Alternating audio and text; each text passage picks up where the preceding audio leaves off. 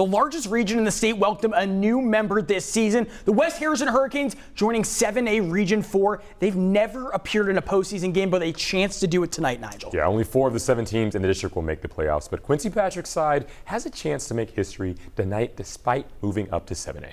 What a story it would be if the Hurricanes could find themselves in the playoffs in 2025. To find out if West Harrison is heading to the postseason, let's welcome in our Cody Heister, who is at Biloxi High with more on an incredible game between the Canes and the Indians. Cody.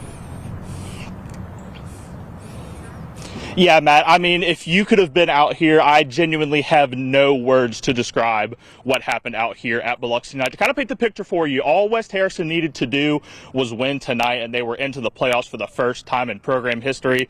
Let's run those highlights so we can see if that ended up happening. West Harrison Hurricanes looking to make history with their first playoff appearance, but the Biloxi Indians still alive in the hunt, looking to play spoiler. Early on, Jordan Ramsey fires, but it's picked off by Dean Hunter to give the ball back to Jordan Stapleton, who takes the handoff from the 40 and races to the end zone to put the Canes up 7-zip, and he is fired up after that. Second quarter, JoJo Thomas takes a handoff from Ramsey in the red zone, and he scampers into the end zone to tie the ball game at 7-all. Next drive, Ramsey drops back and fires to David Griffin over a Cane defender to take the lead 14-7. Canes responding again. Jordan Stapleton takes it out from 5 yards, and it is 21-all in Biloxi. This game would head to overtime with both teams tied at 35 apiece, but William Lyde takes the handoff and runs it into the end zone to end the game at 42-35 and end the West Harrison Hurricanes playoff hopes. And I mean, you saw it right there. The Indians just delivering a heartbreaking strike to West Harrison's season.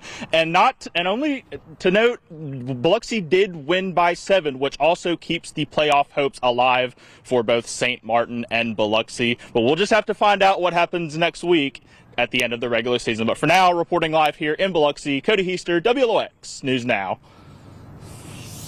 7A, Harrison Central still in search for its first win in district play as they take a trip to Greyhound Stadium against Ocean Springs. First quarter, OS in the red zone as Chambliss Berglund drops a dime in the bucket to Michael Harlan, giving the Greyhounds a 7-0 lead. Next possession, Berglund with the shovel to Solomon Baggett, who, look at this, he just does what he does, and he's going to go all the way to the sideline, tightrope his way in, and he scampers in for the score. The Greyhounds would make like Baggett and run away with this one, winning 35-0. This game happening last night, number 5 Pass Christian battling Bay High in the Battle of the Bridge. The Pirates have already wrapped up the district crown, picked things up on Pass Christian's opening drive. Quarterback Paris Trevelyan showing off his legs. He did this a lot last night.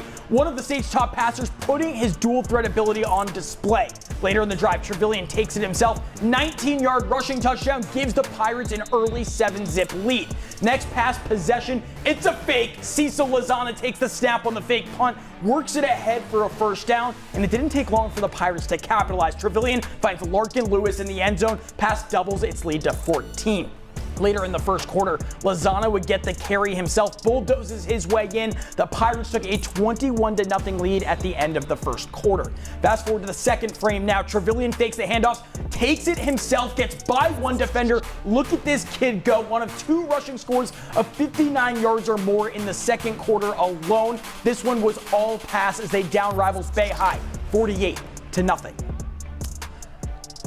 And turning our attention to action from 4A Region 8, number 10 Greene County played host to Forest County Agricultural in a critical battle for playoff seeding on Thursday night. We're joined in studio by a Saints fan who has spent his football season perilled by a team far spookier than Halloween night itself, Mr. Dylan Jones. Yeah, you know, Matt, I was laying in bed a few weeks ago and I was looking up at the ceiling because I couldn't sleep, and then I started to see Drew Brees' face and the dimples on the ceiling, so I'm not allowed to watch football on Sundays anymore. However, I have gotten into some arts and crafts. I'm not having a good time at all. It's very miserable. I'm not having a good time. But that's not why you came here. You came for the game at hand. Number 10, Greene County hosting FCAHS. The winner of this one gets a home playoff game next week. Pick things up on the game's opening drive. Quarterback Sean Walker with plenty of time goes deep downfield. Jordan Husband reels it in.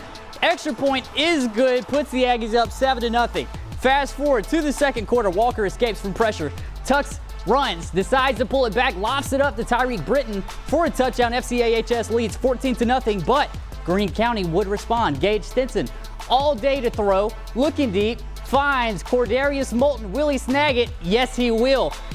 Wildcats half the deficit. Greene County trying to tie it up just before halftime. However, picked off by Terrence Horn. He keeps a 7-point lead going into the halftime break. This one came down to the wire, but in the end, Forest County Agricultural clinches the 2 seed with a 21-14 victory over Greene County.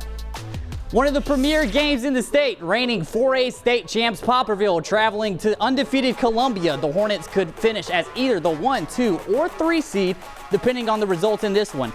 Columbia made an opening statement on special teams early. Chadwick Brown's punt is blocked. Braden Thornhill picks it up, takes it into the end zone to give the Wildcats an early lead, but just over a minute later, the Hornets respond. Ty Keys in the Wildcat. No one's going to stop him. You've heard this story all year. Outpaces Columbia's defense to the crib for his 27th touchdown of the season. Extra point gives Poplarville a 7-6 advantage. Ensuing Columbia drive, Trey Lewis takes it in, one of his 3 touchdowns tonight. However, Columbia defeats Poplarville 49-28 to capture the region crown and move to 10-0 on the season.